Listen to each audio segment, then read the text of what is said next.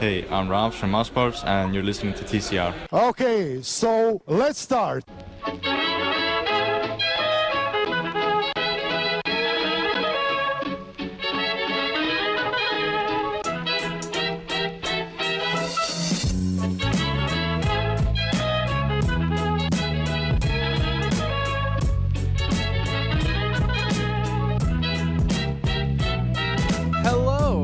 Hello everyone, and welcome to another edition of The Center Ring, aka TCR, aka your favorite esports podcast.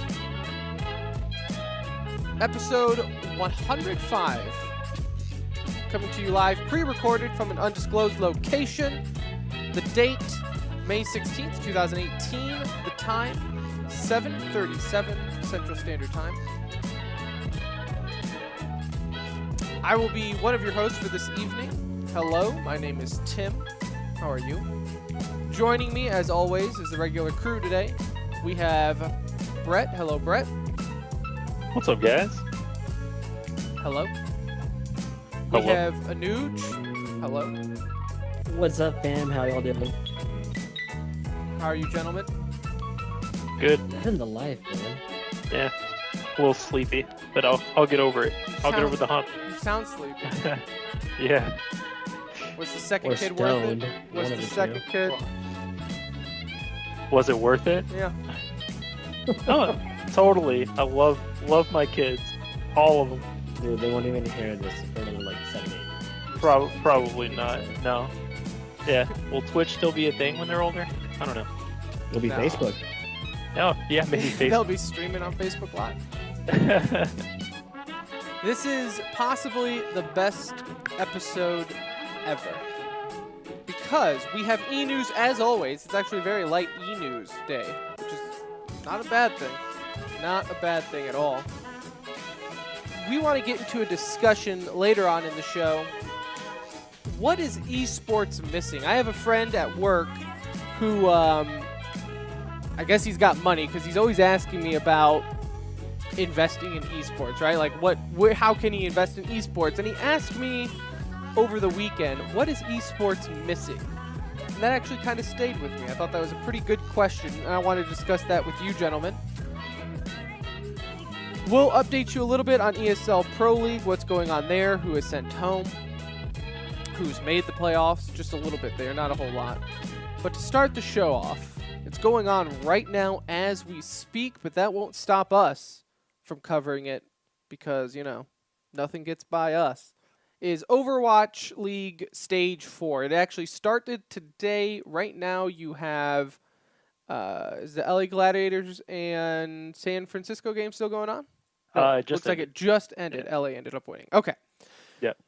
It just started today, and as always, when you get a new stage in Overwatch League, there's always new meta because they've kind of fast-forwarded it now to a recent patch or one of a recent patch going on. So you kind of get a shift in how teams play a little bit, okay? So some things I wanted to start. First thing in Stage 4, and this was announced, what, Brett? Only like 2 days ago, like officially announced. Right. Okay. So it was announced by Blizzard that Stage 4 will be played on patch 1.22, where currently the live patch on Overwatch that, you know, like you and I play is 1.23. Now you would think, okay, that's not a huge deal. Like it's just, you know, one patch behind, which Overwatch League has done before, right? It was a big thing with Mercy where they nerfed Mercy, but then they were still playing on the old patch for the longest time because they don't switch mid-stage. They don't do anything like that. They want to give the players a fair shot. It's a little over a month of them playing on the old patch that everyone else isn't even playing on anymore. You're right. It's like you're not even watching the same game. Well, You're not and- even playing the same game anymore. And Brigitte or Brigitta or Bridget or, you know, insert however you want to say her name. They're all saying it They're all differently on and on they're all the Overwatch correct. League. Yes, They're all correct. yeah, everyone's right. So with her, you know, she was in the game for a solid month or two, and now you're just seeing her being able to be played in the Overwatch League. The big deal, though, with 1.22 being played for Stage 4 is because right after that, they released 1.23, which nerfed Brigitte. Okay, so her stun was not a 90-degree angle. They kind of made it a little smaller. She's not as versatile, I guess is the word you want to say. But the big thing there was Hanzo, right? There was the big Hanzo rework. They got rid of Scatter Arrow because, Nazis created that, and we can't have that anymore. And they gave him, what's it, like Storm Arrow? Whatever. It's pretty much like like a rapid shot. Yeah, he shoots 6 rapid shots. That you can shoot individually. So, Yeah. I mean, it just makes him, So whatever. I'm not here to debate whether or not that's still a ridiculous ability, but so be it. It's there. The reason, though, and people got really up in arms that they announced that they're playing this stage on what is essentially a old version of the game, and not even like just a couple nerfs or buffs here and there.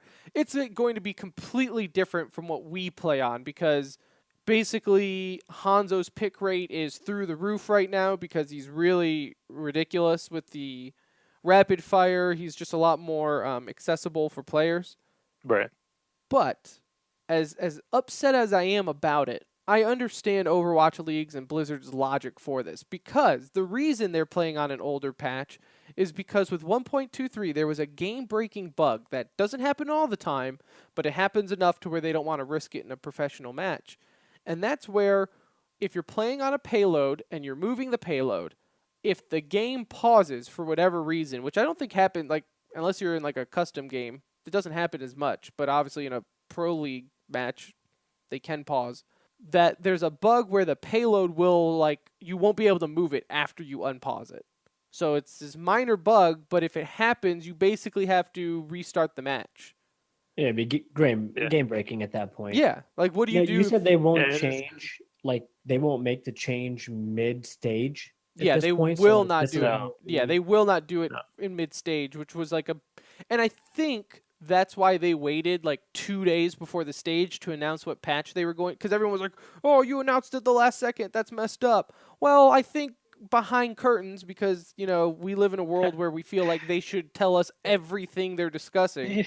Like, I'm pretty sure Blizzard wasn't just sitting around and think, oh, God, we're 2 days before stage 4. What are we doing? Yeah, I mean, this is coming from, people act surprised, but this is coming from a league that went radio silent for like 4 months, 5 months, and really didn't tell anybody anything. I mean, it's not like they didn't tell the teams prior to, like the teams are just like, well, we're just going to practice everything, guys, because we don't know what's going to happen. No, they knew. Come on, it's people. Yeah, I think they had a good idea, and I'm sure it's because like Blizzard was probably trying to fix this bug, right? So they could play on the newest patch. But then it came down to it, and they're like, sorry, we can't fix it. It's not fixed yet. We don't know what's wrong. So then, okay, the powers that be were like, well, F it. We got to play. Like, the show must go on. But the reason, like, and I would agree. I think maybe on this case they could change it in mid, but it's the Hanzo rework that's going to completely, like, you can't switch mid-season to basically adding a brand new hero into the mix. Yeah, but it just sucks bringing up play offline, right? Like when they're streaming or at home and trying to play, like whether it's practice or whatever, they're always gonna have to play on a custom server. That way they can practice, in the current form that the game is in. So it sucks because I'm sure a lot of them are pugging all the time or playing, whether it be streaming or just playing on their own time. Yeah, I mean, as far as like team practice, you can get scrims in, but yeah, I get what you're saying as far as just I didn't feel like when before the Mercy, the Mercy nerf, I didn't feel like that gameplay in that a little over a month after the new patch, I didn't feel like the gameplay suffered, so I'm sure they're getting their practice in, and it's not like No, I'm not saying they're not practicing. I'm just saying it just sucks for all that off time when they are enjoying and just playing the game. They're playing a different version of it, so it doesn't do dual purpose like it would right now. Right. It's not as effective. Yeah. Yeah. No, and like I said, it sucks. But from a league standpoint, what are you going to do if there's a bug there that you're in the middle of a match, it freezes up, the payload freezes up? Oh yeah, I get why they made the decision they made. Yeah, I don't understand what the people complaining about. Now, if you wanted to complain that Blizzard should have been working around the clock to try to fix the bug, then I could maybe see your point there. You know, like, hey, this is kind of a big deal. Like, you need to figure this out. This is your league that you're talking about, but it is what it is. So we won't be able to see the new Hanzo. I don't even know the ruling on playoffs.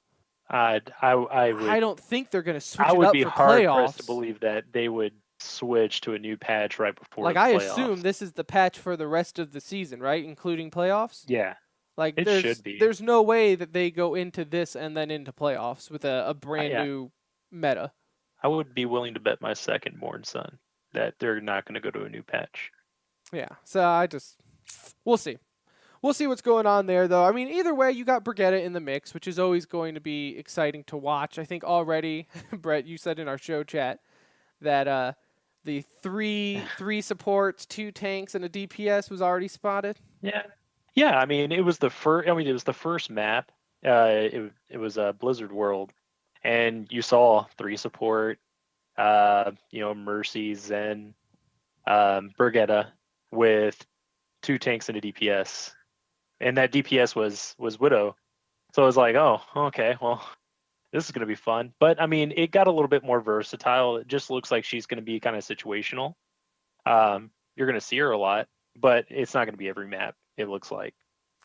But, I mean, it's the first day of But it's stage still 4, a major mix-up. I mean, I was trying to think of like what teams that are going to benefit from the more support, triple support meta. Because I mean, it's kind of cool because like you saw on Moonbase. Is that what it's actually called? Moonbase? Lunar Moonbase, yeah. Yeah, Lunar Colony. Yeah, okay, whatever. The moon map. The moon map. The moon map. Where the monkey lives. That one you even saw that they were still using like the dive comp. So it's kind of cool to see where like in our normal comp in like a competitive random play, it's like you still see every game kind of is trying to build the Brigetta thing, but on the pro level, you can still see that they prefer that dive comp for certain maps, and you're not constantly running the Brigetta build for now. My fear though is that let me just say this one point is because my fear is like that's all fun and games now until the other team pulls out the Brigetta, because the only counter to a Brigetta is pretty much stacking up another Brigetta against them. Right, but I'm welcoming. I'm gonna welcome this change because, like you said, teams are still playing dive comp, but in previous patches, that's all you saw, and maybe the game got a little stale. But now, she's going to be situational. You're not always going to see that dive comp, which is going to be a breath of fresh air, and in my opinion, to be able to see like versatility. Do you see any teams, like any specific team, benefiting from lack of dive comp? I mean, my first thought is our local team with the fuel. Yeah. I mean, it's they're not really tank heavy, and this meta could get tank heavy. It'll be cool to see Coco. You'll probably see him more. He's a bit of a fan favorite. A Reinhardt legend. But I definitely think that's their weak point. I don't even know why we're talking about a 6-24 team anymore. But you're right. Another team. Let's not talk about a 6-24 team. Let's talk about a 0-30 team. Well, with Shanghai Dragons. This could be like, so Shanghai and Dallas are playing tonight, 10 o'clock our time. This could be the time. Like, people are actually excited for this game because Dallas can be trash, and Shanghai, maybe this is the mix-up, right? Like this, you're finally playing with somewhat of a wild card with this matchup. This is the last time that the fuel get to be relevant. In this league is they cannot lose to Shanghai. Like if you're going to win any game, if you're going to win own like morale, dude, you cannot lose this game. You could lose every other game the rest of the season, but if you lose this one, you are that team that made Shanghai 1-39 and not 0-40. No one, as a Lions fan, Tim, you could probably relate. Yeah. No, like how much it would have meant to get that one win. You definitely there's a psychology thing with this, right? So as a fan of a team that did go 0-16, first time ever, in the season, like you were ready to kill yourself. Like you were like, for the love of God, I would go 1-15. It's okay, right? But as soon as the season ends, you're like, you kind of poke fun, right? We laugh so we don't cry, type of. Yeah. It's kind of like, hey, we're the first ever to do this. Now you probably don't want to do that in your inaugural season, though. Like, no team ever wants to go winless, but especially to be the first team to do it in the first season ever, like to get that one scratched off your bingo card that quick, no one wants that. But again, nobody wants to be the team to lose to them either. And I don't think it's going to happen, though. I think, I know people give grief to the Fuel for not playing up to their par, right, for the season or for the league so far. But I think Shanghai is like on another low of bad. Yeah, definitely. But I mean, on the flip side, let's talk about the flip side. We talked about the teams that are irrelevant, but let's talk about. I mean, I got one team picked out here at the top of the table right now in New York, Excelsior. That's going to or benefit NYXL. No, that I Okay. think is going to get hurt I because think right now, we're on the same page. yeah, and I've seen maps where Tracer isn't even played, and they got the best Tracer in the world, but they also have Libero and Pine that you may not see a whole lot or may not be as effective in this stage 4. Now that maybe you see 1 or 2 DPS or 1 DPS and not 2 DPS, so I feel like that's a team right there that could get hurt. Now they have 2 of the best tanks in the world in Meko and Mano. But they're going to have to find some versatility there in this new meta where Brigitte is going to be a must play. So it's going to be interesting to see kind of where they go in stage 4, because this is going to be the patch that plays in the playoffs. They're currently the best team. So, I mean, it's going to be interesting. Yeah, say the and least. those top teams, the one thing, I mean, not all the time. I don't want to like paint them with a brush here, but like New York, Uprising a little bit. I think especially Spitfire kind of relied on this a lot. Were like they're over the top DPS. I mean, think about New York. You have Pine. They still have Jonak though, which is just insane. Like, Yeah, I mean, no matter what meta, he's going to be. I think New York is going to have to adjust to this, but I don't know. I just love Jonak. Yeah, I mean that could be the glue, I guess, that holds him together in this new meta. Because he does so much damage as a support player. But you still got those 3 other DPS that are like, okay, well, where do I get them playing time? Like where do they come into play? It's just going to shake things up a little bit. So we'll see. We'll see what happens there. I mean, it's just the first night of stage 4 with the new meta. Other things here, some things going on. Again, I know they're irrelevant as far as playoffs. They're not going to make it. But the Fuel did hire Arrow. Is that how you say his name? No. Are you saying no, as in that's not how you say it, or no, you don't know how to say it either? Yeah, that's what I'm trying to figure out. You're asking. Okay. Yeah. AERO. I thought Brett was like super depressed just now. Right. Oh, no, that was a very judgmental no. And I'm like, well, then what is it? I don't know.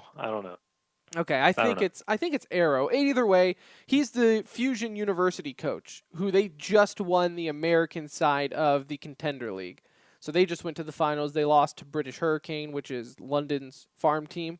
But nonetheless, the dude has skins on the wall already. So the Fuel were able to hire him away from Philadelphia. So we'll see what happens there. Their former coach, Kai, was also in the news, though, as Outlaw hires him.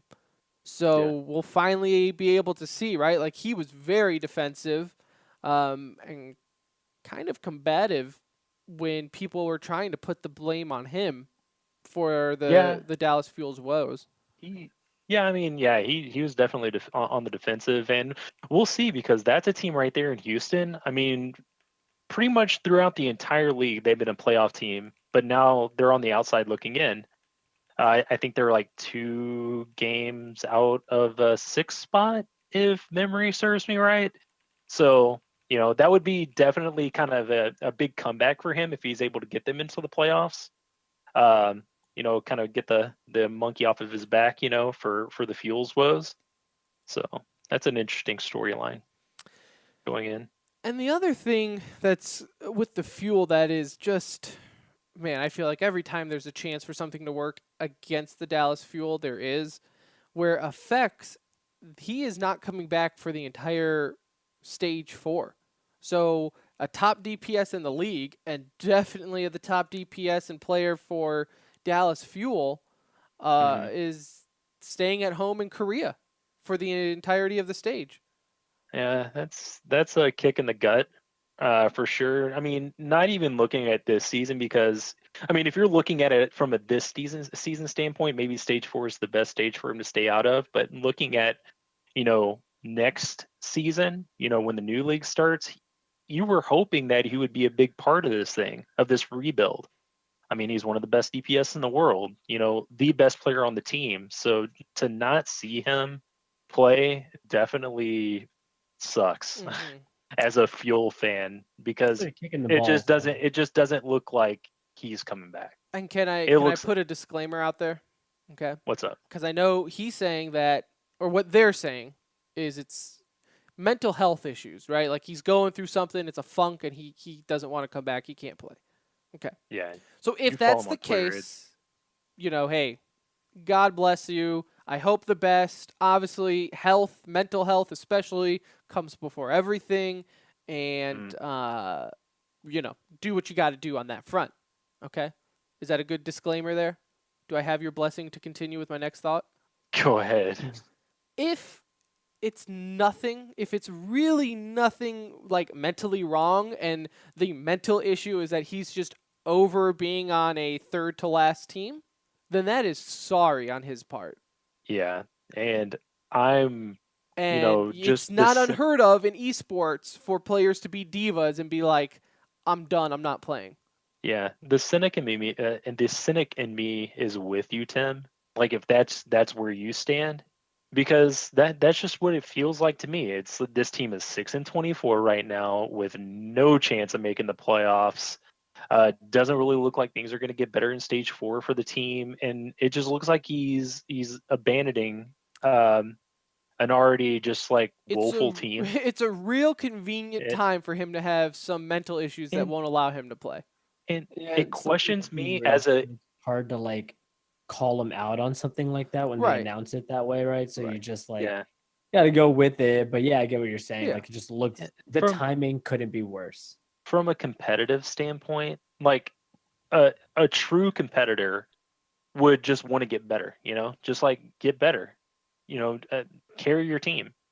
But I mean, it's just, you're a professional. Like if this is mental health, I apologize, but it just doesn't feel like it. Just feels like, yeah, I would rather be doing something else with my time, guys, than be here.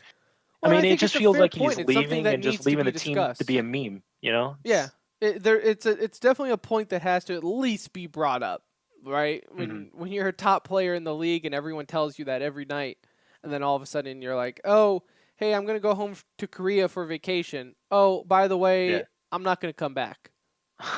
But don't worry, it's just I got things going on, and don't worry about it. It's like, it's convenient. That's all I'm saying. Now, again, if it's real, then by all means, dump this entire last 5 minutes, and we're just big jerks, and we'll move on. Yeah, I mean, he had a support system here. Didn't he have his girlfriend or fiance or wife or whatever she lived here?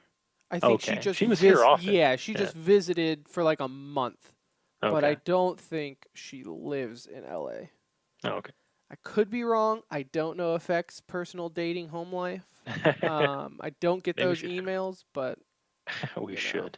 Well, I want all access. He wasn't at the meet and greet. I can tell you that. That's all I know. Yeah. Meet and greet was actually pretty cool too. Before we move on, I did go last Thursday and I met with the Dallas Fuel. Siegel, what a guy. What a guy. This is the problem being quote unquote media and then talking to the players, because you never want them to leave the team now, even though. Yeah.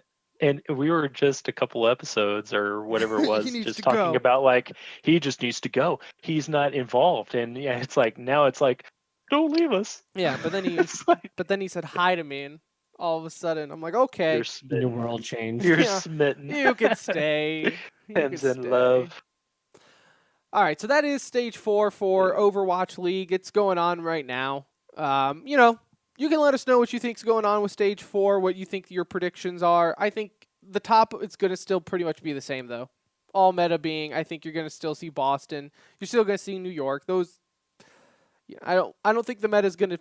I think you might see the bottom half of the standings actually have more of a mix-up with this new meta than you will the top half. Yeah, you're really just singling out 5 and 6. That's where all the shuffling is going to be. IMO. Yeah. It could be, there's 4 teams pretty much playing for 2 spots. So it's going to be a fun into the stage 4. You know, worth watching. It's going to be fun. It's going to be good times. Fun. Good times had by all for sure. So again, at the Center Ring is our Twitter. And what I also want to hear is your thoughts on our next topic, which is what is missing in esports. Again, I'll set this up one more time. Over the weekend, a buddy that I do my weekly radio show with asked the question, what is missing in esports? Like, if he wanted to become involved, if he wanted to invest something, not so much just, hey, here's my money, I'm investing in a team type of investment, but like, what could he think of outside of the box and then bring to the table, right? And it kind of got me thinking, and we can go over what all of ours are thinking. I know we had a listener on Twitter, Sam, ask the question, or what he was saying is, I'm pulling it up right now, but it was like organized leagues or organized, I think he said leagues. Pulling it up right now. Just a live look at Tim pulling up Twitter. Live over Twitch podcasting. He says here, Samuel Martin says, forgive me if this already exists. I've only been following esports for under 2 years, but maybe some specific governing bodies, there you go, Pleb. rather than one that does all games in a certain league. Now, because you've only been following for 2 years, Sam, I will say you're not alone in that. In fact, people have been asking of that in esports since the dawn of time. You actually do see some of that now. It's kind of becoming a little bit, so it's weird. As esports is getting more popular, the developers are wanting to pay a lot more attention to their games, right? So you get, you have like one extreme would be Overwatch and League of Legends, right? Blizzard and Riot treat their leagues with an iron fist. Like, they don't let anything go through without them first. I mean, even Blizzard told the Fusion University, you can't wear your jerseys because it has your initials on it. F you. F you.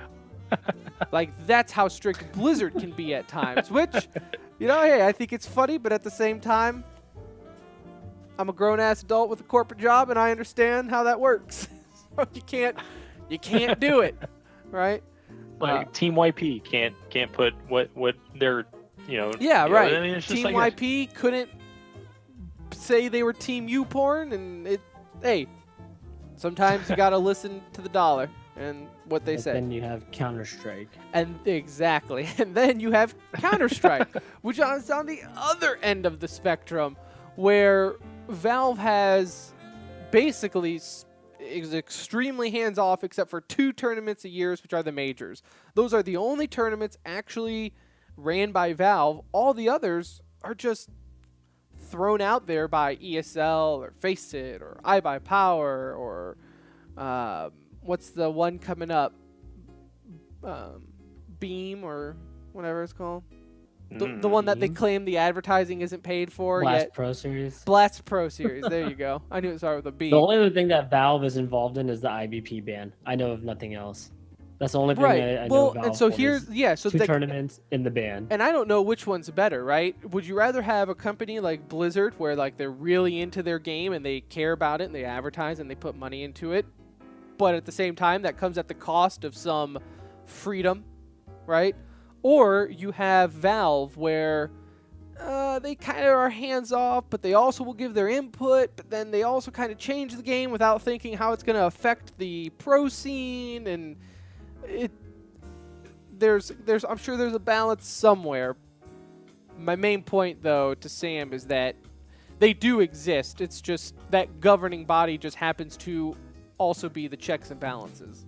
You'll never see anything across all games, right? Because they're all different developers, and so they're going to be run on their own. That's so right. You won't see any continuity there. No, you're never going to have one governing body over all of the games, because that would mean like Blizzard and Valve would have to get together and agree that we're going to listen to this guy.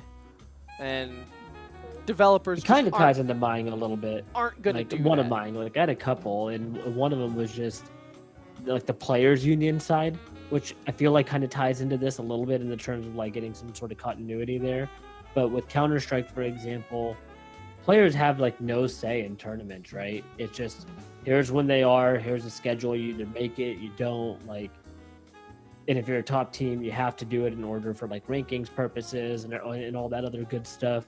So I feel like just to have some sort of traditional seasons in some of these esports, like you were going to see in Overwatch right now, I think would just really help in that sense. With Counter-Strike, it feels like year round. I mean, sometimes I just lose track of what's even on or what I'm watching or what game is tied to what. And I feel like if the players could kind of band together and make it a little bit more uniform, it'll only benefit them. I'm just surprised that it hasn't been done. Did you see the tweet from Sir Scoots during the week? Which one? He has like 1,000. Very true. Esports top 5 for 2018 so far. So far. Okay? For 2018. Dota was number 1. Oh, is this number of tournaments you're talking about? Well, yeah, I mean, it's prize pool, right, but it shows you what it is, yeah. So in Dota, prize pool for 2018, 8.8 million so far.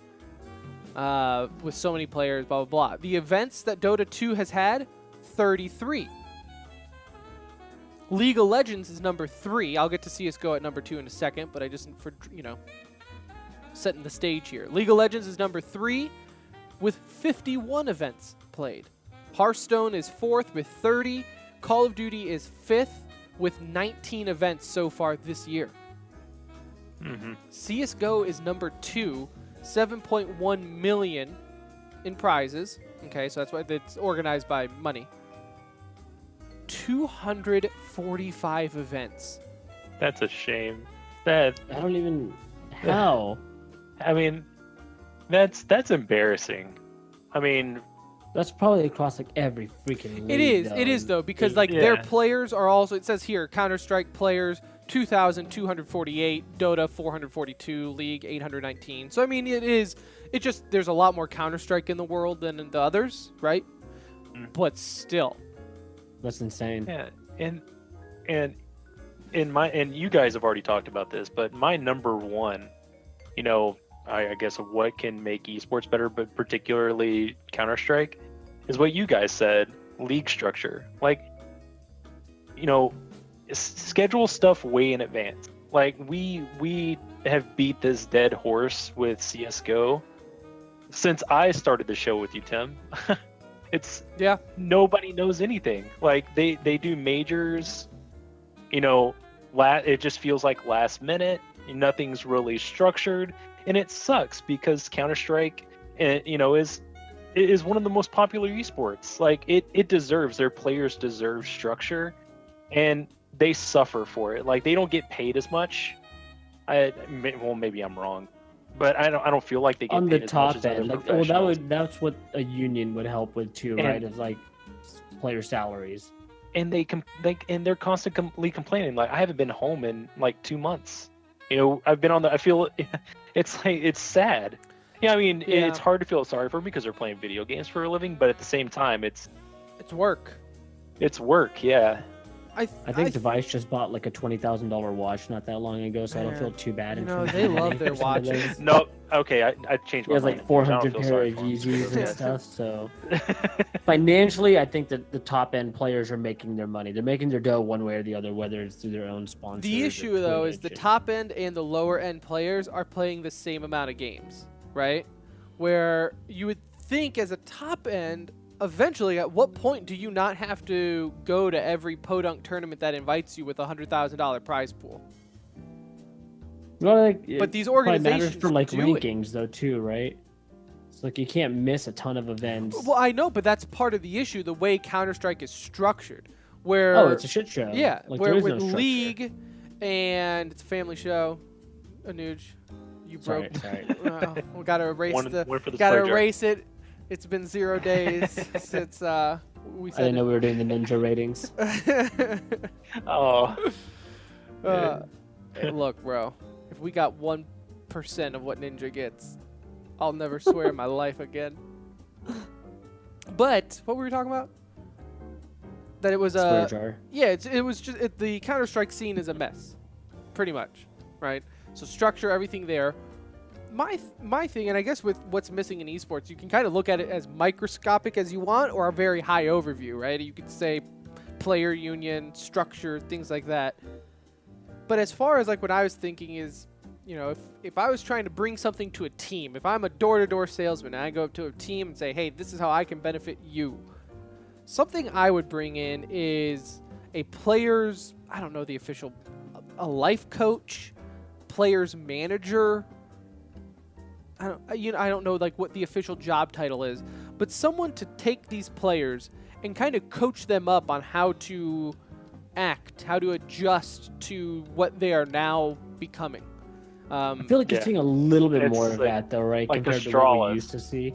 Yeah, I think Astralis have a like a traveling psychiatrist, or Really? kind of like life And coach. even but like a life those are coach, far a and few between. counselor, whatever you want to call it now, somebody where the players can go to and they have a comfortable relationship to be like, look, I'm not here to make sure that you're practicing 12 hours a day or whatever, right? It's, Yeah, someone says something to you on Twitter, you need to know how to respond, or you need to call someone to vent about it so you don't blow up to them on social media.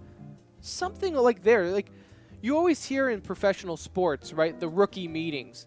When a player gets signed, they go into a rookie meeting and basically it says, don't tweet this, don't take a picture of that, don't do this in public, right? Don't spend your money on this. If your third cousin calls you, ignore it. Like they kind of tell you like, hey, you're about to make a lot of money. You're about to become very popular. These are the do's, these are the don'ts, and this is how you should handle yourself representing a brand. And I know some organizations do that, but I feel like some organizations really don't.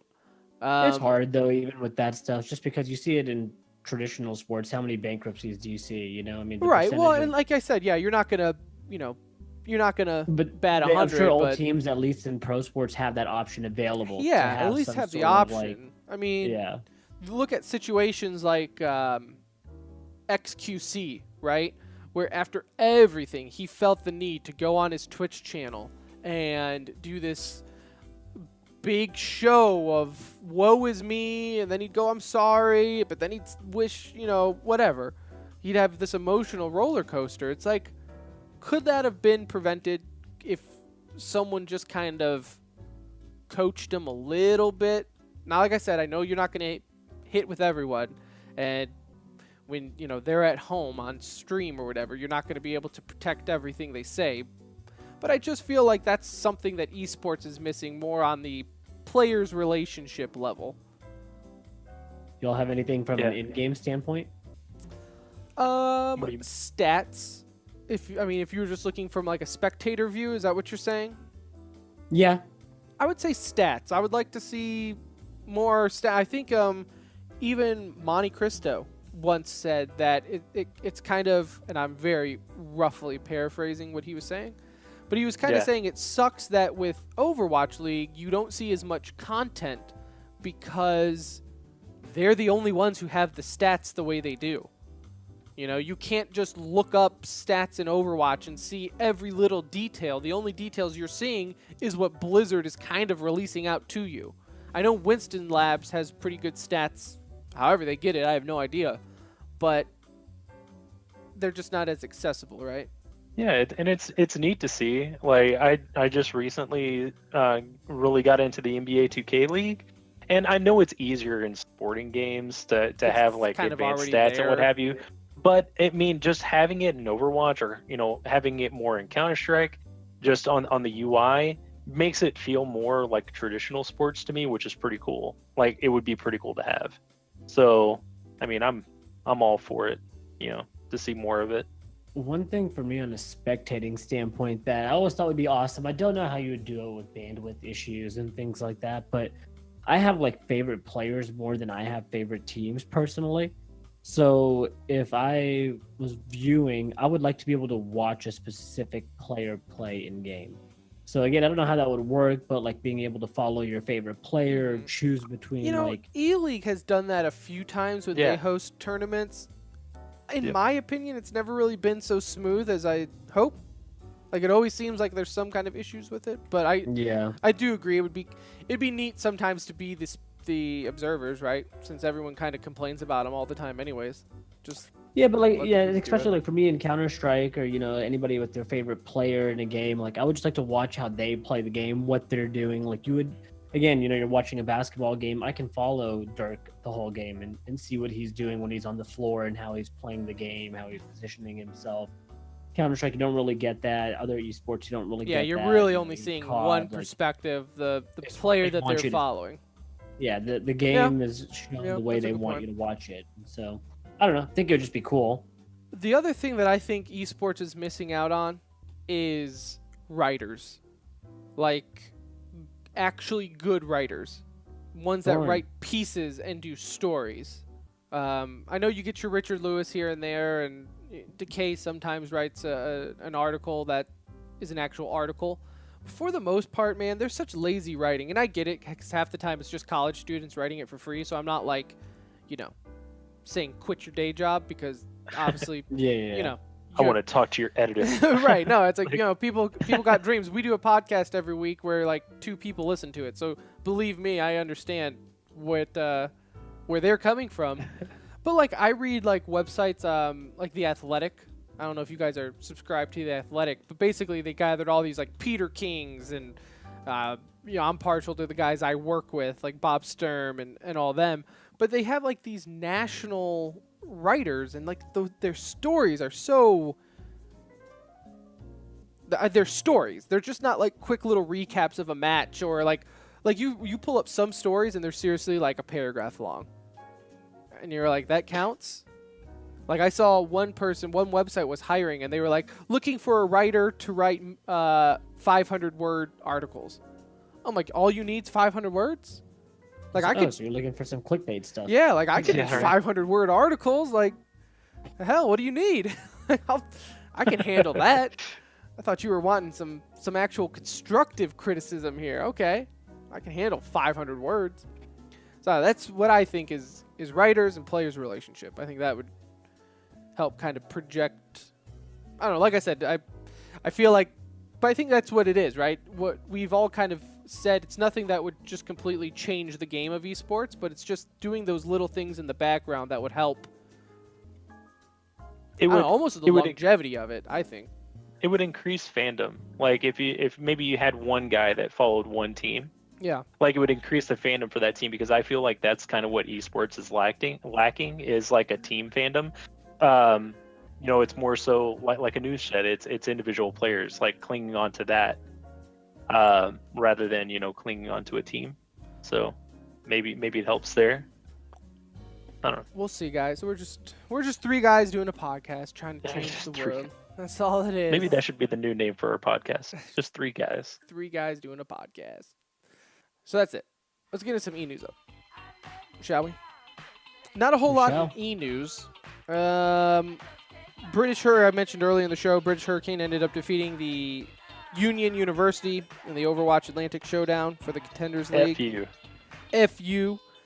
A lot of people got upset that Blizzard didn't allow them to wear their jerseys. Like, really upset about it. Yeah, as if Richard Lewis needed another reason to kind of jump onto Blizzard. Like that was like, see you guys, I'm telling you, it's just look at the power hungry people, man. Yeah. I think some of it's a bit with Richard Lewis. I just think he likes kicking the hornet's nest. But at the same time, like, I mean, they just told him not to wear their jerseys that said FU on it. I mean, it doesn't. I don't really care either way.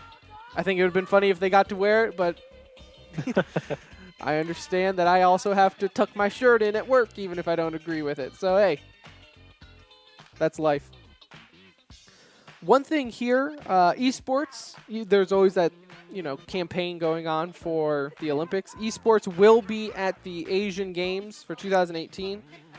Oddly enough, well, not oddly enough, but no first-person shooters. You got League of Legends, Hearthstone, StarCraft 2, Clash Royale. Why? I don't know. They're not even the good ones. PES Soccer All right, and we're setting this up to fail. What? Arena of PES Valor. soccer? Yeah.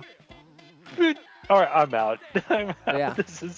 I need to talk to the Olympic Committee. I get League right of Legends, now. I get Hearthstone, and I get StarCraft. But PES soccer. It's not even like the biggest they're esport. they're gonna get for like the soccer off-brand soccer teams now. Oh. Whatever. I think it's ridiculous that people want esports in the Olympics anyways, but that's just my opinion. So hopefully this will backfire on them and it won't work. One thing that I think is pretty interesting, the Supreme Court ruled that sports betting will now be up to the states. So now this is huge. states That is huge. can regulate it, which, again, the other hosts that I do the radio show with, that I produce, asked me all about this betting thing. He's like, is esports big into betting? I'm like, is esports big into betting? Let me tell you a How story. much time do you have for me to tell you about esports and betting? All right, I was like, Cool, like Mark Cuban and all these guys that chimed in on it. So if you have any interest out there, I think Jacob Wolf with ESPN did some interviews with him and got him to speak out on it. It's huge, right? I mean, we've all betted on games back when it was a little bit more on the up and up. I kind of stopped because between the skin betting websites and just every other thing, they just got super shady because none of it was regulated here in the States. I know you have like Betway and all those other ones in Europe that you can bet real money on, but here in the States, there was really nothing that was trustworthy and nothing that you would give your money to. Well, now there's going to be actual regulation, which is pretty dope. Do you think Texas is going to do it? See, that's where I don't think that's they will. where my heartache comes in. Yeah, because I don't think our home state is going to, be progressive and jump on this. Maybe we can find a way to bet online then. Yeah, I'll have to go to Oklahoma. Ugh. Hey man, it won't take much to get me to go to WinStar. Redo Lone Star that place Park is over big here awesome. and make that like a sports book. Yeah, that's true. I always find it weird on a non-esports topic to talk about Texas for a second. It's weird that Texas, they don't allow gambling or casinos, right? So we always got to drive to Louisiana or Oklahoma to go to a casino. Yet we have Lone Star Park, which is horse betting, and we also do the Texas Lottery. So, like, they're not completely against it. I don't know why they're against casinos, but so we'll see. Why do we hate money? I'm kind of holding my breath for Texas to do esports or just betting on sports, but it is a big deal for esports because, I mean, that's just another avenue of people to watch. Some people will just watch for the betting, and that's okay, It's okay to just watch something called basketball, NFL. Yeah, fantasy football. Like, dude, the NFL I got tuned popular into after that stuff. Yeah. Like real money kind of popular. They were already popular, obviously, but once betting and all that got involved and fantasy football and all this took off, man, the game grew like crazy. And to update you on ESL Dallas, I don't want to get too far into it. We'll cover everything in a recap episode once the weekend's done and everything. We will be out there Saturday and Sunday. Anuj and I will be out there. Brett's commitment to the show, he might be out there Friday. He's the only one not working. Oh, I'm taking care of a baby. But yeah, I mean, put your baby in a little baby Bjorn. Take him with you. Will they allow me to just take a stroller there and just kind of push him around the media pass? Put him in a media. Put him in the media lounge and just like, hey, Simple, can you? No. I'll go up to Get Right. I'm like, you're not doing anything right now. Can you watch this baby for a second? Can you watch my kid? I gotta go interview Freiberg. Can you just watch my kid for like a second? Make him a prodigy. Kind of teach him. He's still trying to develop motor skills. Get Right. Just in case you're listening, I love you. Don't listen to these tools. We will be there to support you 100%. I want him to watch my kid. I love Get Right. I wouldn't pick anybody that I hate to watch my kid. You should be studying the game right now. So yes, we will be up there though. So come say hi to us if you're there. Hit us up on Twitter at the Center Ring or our Discord. Just go to our website tcr.gg. Teams that are out though already. Shark E. Well, let me just pull this up here. I'll look at it this way. You have Nip, Greyhound, MVP, and Sharks. They were the first one to be eliminated. Sorry about your Nip boys. They had a tough road though, man. Nip slip. Like, I don't think you can really fault them for being eliminated early. We even said in the preview Optic, that dude. It was they Optic. had the toughest. Yeah, they're the people that you said out of all the teams you didn't want beating them, beat them. How do you feel? It's tough, man. Config says Sad. he's back. Well, like, Optic wasn't looking great themselves. They got smoked 16-3 to Astralis in the first round. So as a Nip fan, I'm feeling, pretty good at that point. Like, oh, nice. They just got worked. Like, it's just, man, I don't know if y'all saw any of the game, but Jugi had one of the best, Jugi? How do you pronounce it? I don't know. Had one of the cooler op plays where he got run boosted over the wall on Banana. It was just a really nice play. I missed that one. I mean, Optic played well, and Nick got smoked, so that sucks. So and then the other all two of our teams are just on the bench. Yeah, for real. Because speaking of Cloud9, they were eliminated today by Heroic, who's actually been playing very well. And then NRG eliminated today by Mouse Sports. Rather.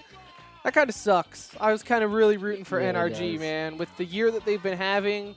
And, everyone just always gave them crap saying, oh, it's online, wait till you get to a LAN. And then every time they get to a LAN, they lose. But I really don't feel like it's their fault that they're losing. They're playing against, top 5 teams, and they're losing. So they put up a good fight against Mouse Sports. They ended up losing 2-0, but a 16-14 and, 16-10 on Nuke, so take that for what you will. They were going to be in trouble either way, though, because it's like if they were going to play Mouse or they were going to play FaZe, which I don't understand how that... that's rough. Yeah, it's rough. It sucks that in the loser bracket round 2 of Group A, you had the number 2 American team, or NA team, and then the number 1 seeded European team. Like, no matter whoever lost that match and got eliminated, it sucks that they were playing each other so early on in a loser's bracket, nonetheless. Dude, Heroic, the NA killer, put NRG into the loser's bracket and Cloud9. Took Cloud9 home. They're looking good, though. Heroic, Freiburg, they are hitting strides. But we'll talk more about that next week once ESL Dallas wraps up. Like I said, we'll be there. We'll talk to the players. We'll get some insight. Keep an eye on our YouTube page because for interviews, we might play them on the show, but typically we just will go like on Saturday, get all the audio, come home, and I'll upload them on our YouTube page and all that. So keep an eye on our YouTube for interviews and everything throughout the weekend. So unless something juicy comes up, and then we'll post it pretty much immediately. But, no one comes to us for breaking news, so we'll see what happens. But that just about does it. Where's the outro? Here's the outro. That just about does it here for episode 5 of The Center Ring, a.k.a. TCR, a.k.a. your favorite esports podcast. Again, follow us on Twitter at The Center Ring, our website, tcr.gg. You can find all of our information there, Twitter, Discord, YouTube, Twitch. Everything is up on there, so make sure you follow all of that. Make sure you retweet the show. Anything to make sure that we live on into perpetuity. And the important things, let us know. Is it Laurel or Yanni? It's not important. It's both, and I'll fight anyone that says otherwise. I'll fight you at ESL Dallas. Which again, if you're going, let us know, because we'd love to meet our listener. Or listeners. Maybe there's 2 of you. I don't know. I don't think my mom will be at ESL Dallas, so it's probably just 1 listener. We'll see. But until next week, where we might be doing 2 episodes, I'm not sure. We'll figure it out. But we will see you then. For Nuge, for Brett, I'm Tim. We'll see you next time.